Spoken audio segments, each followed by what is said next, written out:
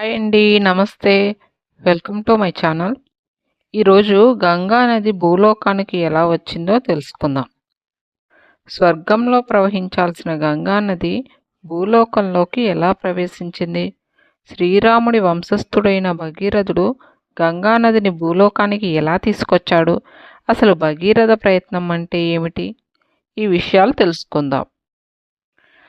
గంగా నది భారతదేశంలోనూ బంగ్లాదేశ్లోనూ ప్రధానమైన నదులలో ఒకటి. భారతదేశ సంస్కృతి, చరిత్ర గంగా నదితో అవినాభావంగా ముడిపడి ఉన్నాయి. మన హిందూ మతంలో గంగా నదికి ఒక విశేషమైన ప్రాముఖ్యత ఉంది. గంగమ్మ తల్లి అని, పావన గంగా అని హిందువులు ఈ నదిని పిలుచుకుంటారు. గంగాదేవి హిమవంతుడి కూతురు. బ్రహ్మదేవుడు గంగాదేవిని దత్తత తీసుకుని పరమశివుడికిచ్చి వివాహం చేశాడు.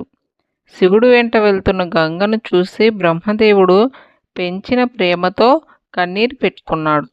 అది చూసిన గంగమ్మ బ్రహ్మదేవుడి కమండలంలో నీరు రూపంలో ఉంటానని చెప్పి స్త్రీ రూపంలో శివుడి వెంట వెళ్తుంది.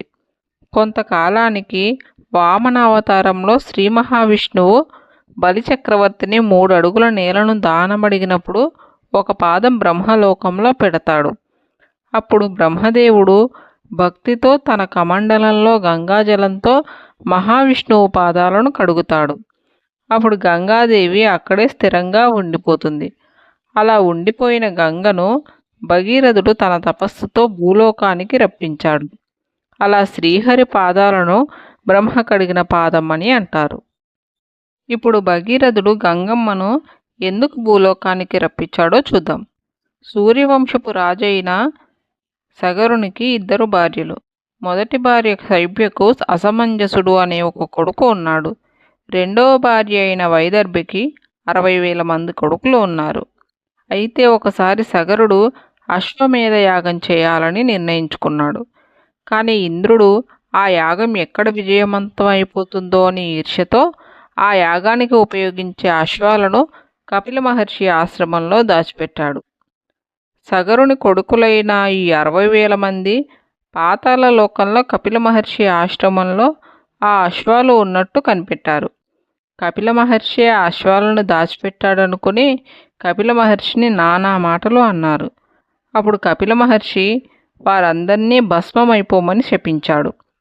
తన కుమారుల జాడ తెలియక వెతుక్కుంటూ సగరుడు పాతాళ లోకానికి వెళ్తాడు. అక్కడ బూడిద కుప్పలను చూసి బాధపడి జరిగిన విషయం తెలుసుకుంటాడు. అప్పుడు కపిల మహర్షిని వీరికి స్వర్గలోకం ప్రాప్తించాలంటే ఏం చేయాలి అని అడుగుతాడు.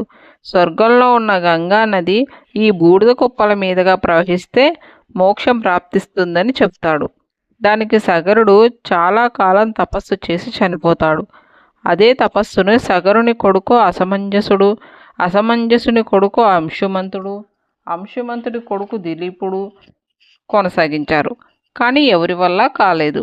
అప్పుడు దిలీపుడు కొడుకైన భగీరథుడు తపస్సు చేసి పరమాత్మ అనుగ్రహంతో గంగమ్మను భూలోకానికి తెచ్చే వరం పొందాడు.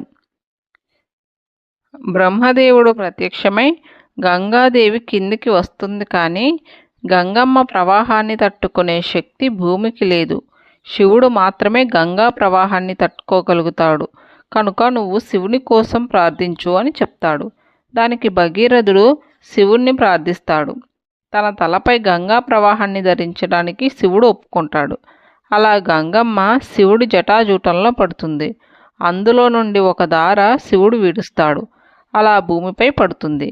ఆ ప్రవహించే సమయంలో జహ్నుముని ఆశ్రమాన్ని ముంచేస్తుంది. అప్పుడు ఆ ముని కోపంతో గంగా ప్రవాహాన్ని తన నోటిలో బంధిస్తాడు. అప్పుడు భగీరథుడు ఆ ముని చెవి నుండి ఒక ప్రవాహాన్ని వదులుతాడు. అందువల్ల గంగా నదిని జాహ్నవి అంటారు. అలా గంగా నది భూలోకం నుండి పాతాళ లోకంలోకి వెళ్ళి అక్కడ ఉన్న బూడిద కుప్పలపై ప్రవహిస్తుంది. ఈ విధంగా భగీరథుడు తన తపస్సుతో గంగమ్మను కిందికి రప్పించి తన పూర్వీకులకు మోక్షం పొందేలా చేశాడు. మీకు కనుక ఈ స్టోరీ నచ్చినట్లయితే లైక్ చేసి షేర్ చేసి మా ఛానల్ని సబ్స్క్రైబ్ చేయండి. Thank you.